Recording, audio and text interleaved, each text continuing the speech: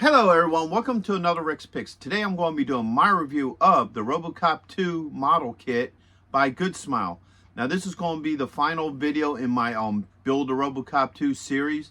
The first video was me unpackaging it, then I did a series of builds. So now this is me reviewing the final product. So I'm going to take a look at the figure himself, all his accessories, and then I'm going to take a look and see how well he stands up to my Robocop 2 and Ed 209 by Nika.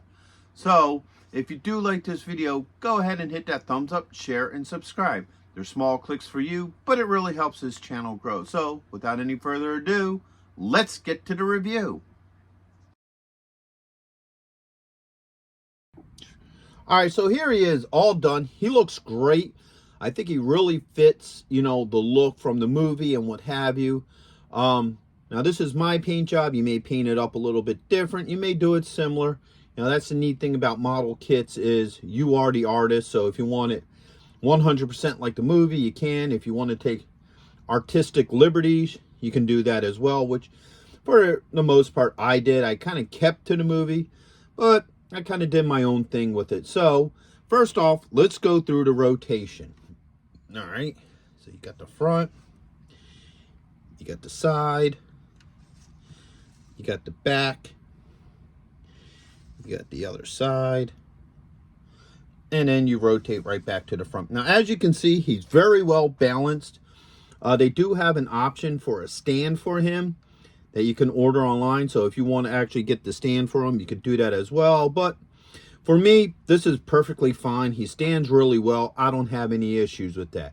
So now, let's start going through points of articulation. So first off, the head goes up and down and goes side to side. All right. Your first arm here. All right. You got a swivel here. All right. The arm comes out like that. You got that swivel. You do have a swivel up here as well. You got elbow joint. You got another swivel right up in this part of the arm. All right. You got a wrist joint. All right. And now you have, bring this arm down a little bit more. You have a couple of finger joints. So you got these two joints, and then you have a thumb joint. All right. Now be careful with these finger joints because of the factor that they will, work their way off, which is not a bad thing. And I think I also hit this joint as well. All right. They just pop back on.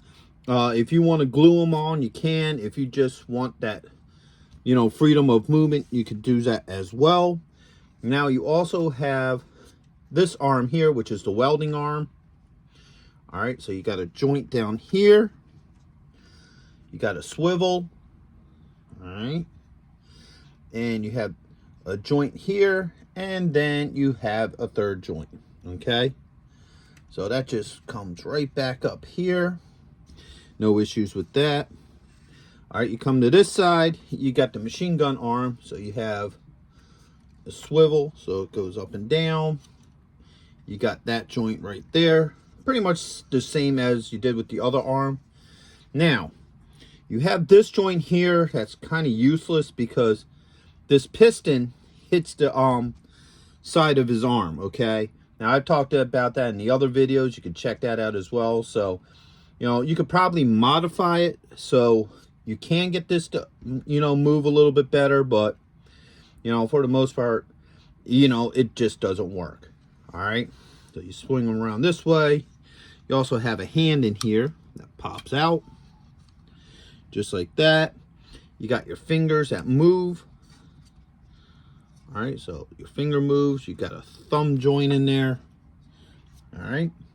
The other finger moves too. It's just a little tight. And then it just closes right back up and right back in there. All right. Now you get to the torso. Now you got to be careful with the torso. Make sure these joints are down when you move your torso, because I found out that this here will get caught up on your hoses and rip your hoses off if you move this. So be very careful of that. All right, so as you can see, the torso does turn. So, and then that moves as well. All right, so that's something to be careful about. So I'm going to have to fix that because, like I said, it popped those hoses. So also you have a joint here. All right, you got a ball joint in here as well. Okay, you got a knee joint right here. All right, turn it this way, and you have kind of like a swivel here in the foot, and then the toes open up. So the toe goes like this, and then, all right, so each one of your toes do that. So he definitely has a lot of points of articulation. All right, and see, with me monkeying around with him and what have you, he still, you know, can stand pretty well. So that is definitely a good thing about this figure. Now, another thing is it does come with a bunch of decals, but I didn't really use the decals because the way how he's set up, you can paint where the decals are. So like this here, they have a decal for that. The same with these as well. The only decals I did use was the American flag decals, you know, just because that you really can't paint on. So that's just an overlook of the figure himself. All right, so he does come with a couple of accessories. First off, he comes with this shoulder mounted cannon. Okay, you can either mount it in the rest position, or you can have it mounted in the assault position. All right, let's look at the other side of that too. All right, you have an extra claw. All right, you have the nuke that he runs off of. Okay, for any of you who aren't familiar with the movie, Robocop 2 was a drug dealer junkie that would peddle a drug called nuke. All right, and it was supposed to be like the most addictive, deadliest drug in that universe, probably the equivalent of crack cocaine or something like that. So this cyborg runs off a nuke.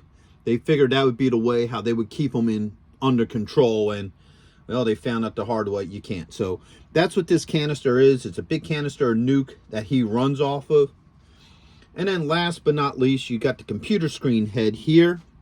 I didn't like this design that well. I think they should have gave it a little bit more pop to it. You know, it just feels like it's just, you know, like it was an afterthought. And you do get two alternative screens. All right, so if you look here, these are the stickers for the other ones. You get, you know, static here, and then you get like, you know, digital codes. I wasn't too impressed with these stickers.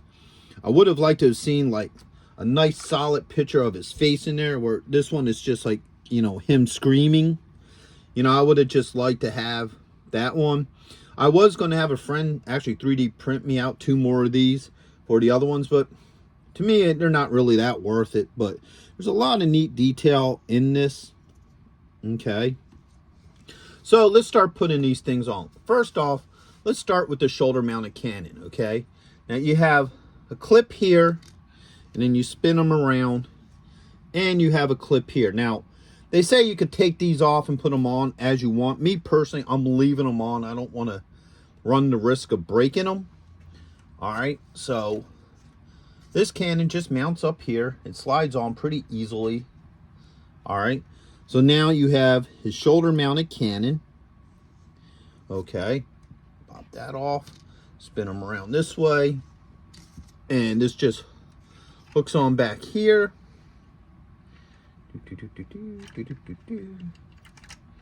Oops. All right, so this just slides on right here.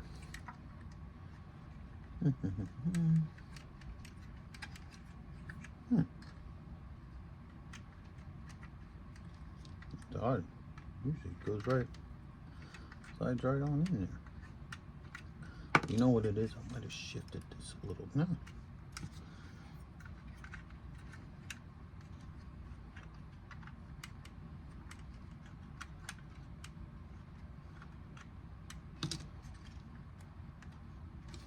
All right, I think that's what it is. No, just back. There we go. All right. So what I had to do is I had to adjust this rotation piece just so it sits back there, because This can also spin. I have it set up so this can spin, just in case I need it to rotate. So, as you can see, the cannon mounts back there. No issues with that. All right, let's put this arm back up where it belongs. All right, now you have this hand here.